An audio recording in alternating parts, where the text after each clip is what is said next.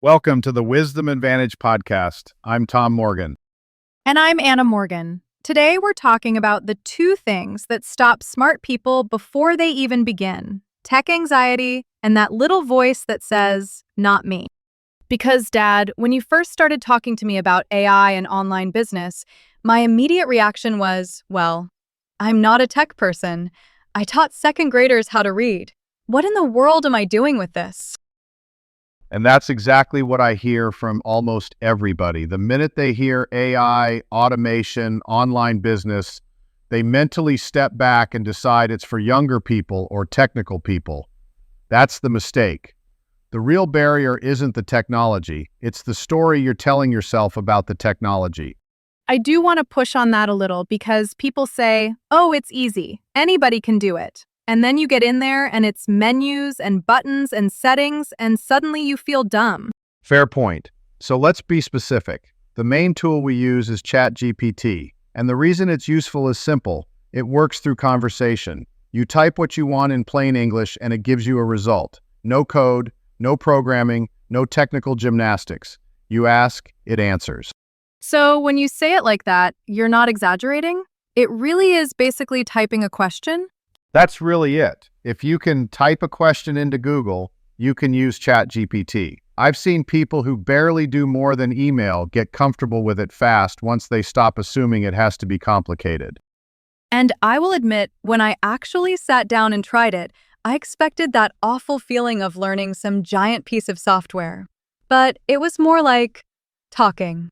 Not perfect the first time, but not scary the way I had built it up in my head. Right. Technology has been moving this way for years. Used to be, if you wanted a website, you had to know code. Now you click buttons and fill in boxes. AI is another step in that same direction. Simpler on the front end, even if the machinery underneath is complicated. This is where you always bring up the car. Because it's true. Do you know how your car engine works? Fuel injection, combustion, all that? Absolutely not. But you drive it just fine. You don't need to understand the engine. You need to know what the gas pedal does. Same here. You do not need to understand how AI works under the hood. You need to know what to ask it for. That one helped me, honestly, because I spent years thinking I had to understand every part of a thing before I was allowed to use it. Most people do. Here's another one.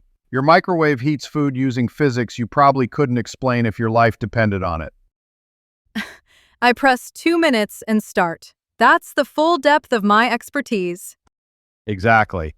And somehow dinner still gets heated.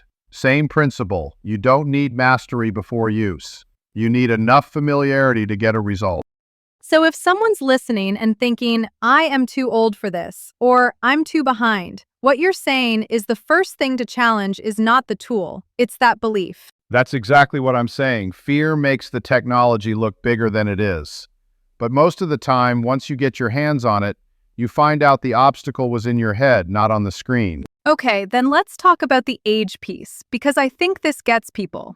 They look at younger folks and think, they grew up with all this. They've got a head start I can never catch up to. They grew up using technology as consumers. They know how to scroll, stream, post, swipe. Fine. That is not the same as knowing how to build a business, write a sales message, understand a customer's frustration, or solve a real problem people will pay to fix. That's such a different comparison, because I think a lot of us compare ourselves on the wrong axis. We say, they know more about apps than I do, but that's not the whole game. It's not even most of the game. If you've spent decades working, raising a family, dealing with customers, teaching, selling, leading, serving people, then you already have the part that matters most. You're not starting from zero. You're adding a tool to experience you already earned. And experience does create trust. I think about my years teaching. Parents listened to me because I had been in the classroom. I'd seen hundreds of kids struggle, improve, regress, surprise everybody. That lived experience mattered more than fancy language. Exactly. People trust somebody who's lived the problem and solved it. That's why your age is not a liability, it's credibility. If you're 55 and you've changed careers, other 55-year-olds want to hear from you, not from some 25-year-old who has never had to rebuild a life. And this is where your guitar teacher example comes in. If you want to learn guitar, do you need lessons from Jimi Hendrix? No, you need somebody who knows more than you do and can teach the basics clearly. In fact, somebody a few steps ahead is often the better teacher because they still remember what confused them when they started. That lands for me. Sometimes the true expert is so advanced they skip steps without realizing it. But the person who's recently been through it can explain it in normal human language. That's right. And that's what a lot of people miss when they talk themselves out of teaching or coaching. They think they need to be the world's leading authority. Nonsense. You need to be useful. That's the standard. So if you've spent years solving a problem, working through a challenge, learning something the hard way, that's not small. That's actually the beginning of something valuable. It is. Your background, your age, your scars, frankly, those are your brand. People don't just buy information. They buy perspective. They buy clarity. They buy the confidence that comes from somebody who's actually been there.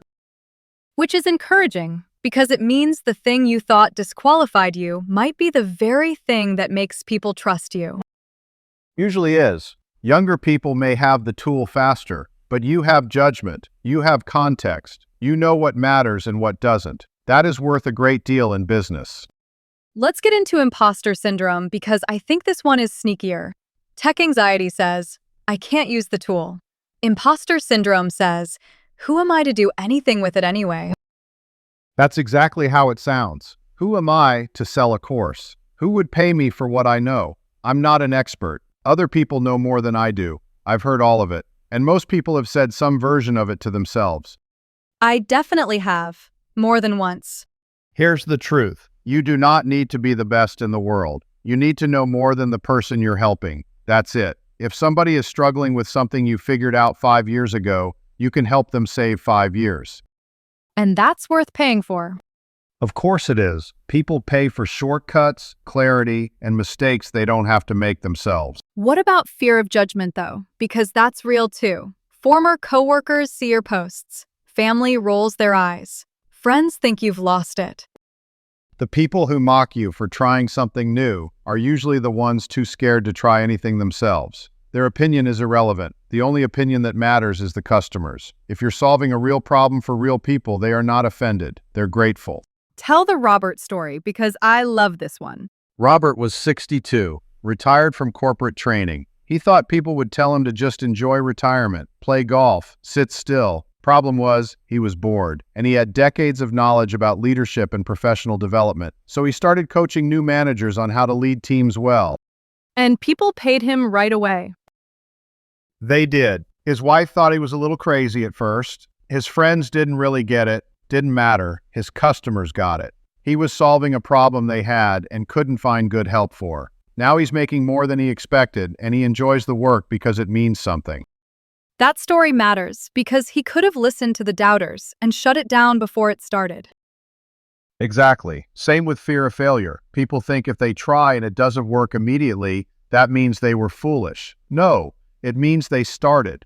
Failure is educational. You try something, it doesn't land, you adjust, you try again. That's business. Always has been. So let's give people something practical to do with all this. All right, write down your fears. Every one of them. I'm not tech savvy. I'm too old. Nobody will pay me. People will judge me. Then flip each one. I'm not tech savvy becomes, I understand how beginners feel and I can explain things simply. I'm too old becomes, I have decades of credibility. Nobody will pay me becomes, I have hard-earned knowledge people need. I love that because it forces you to see the strength hiding inside the fear. That's right. And one more piece of homework before the next episode. Write down 3 things you know better than most people. Doesn't have to sound impressive. Could be from your career, your life, mistakes you survived, things you learned the hard way. 3 things. That's your starting point. And if you're ready to go deeper, the full course is at school.com/thewisdomadvantage. That's where you'll find the lessons, the tools, and the community of people building this right alongside you. Good people, smart people, people like you. We'll see you in the next episode. I'm Anna Morgan. And I'm Tom Morgan. Let's get to work.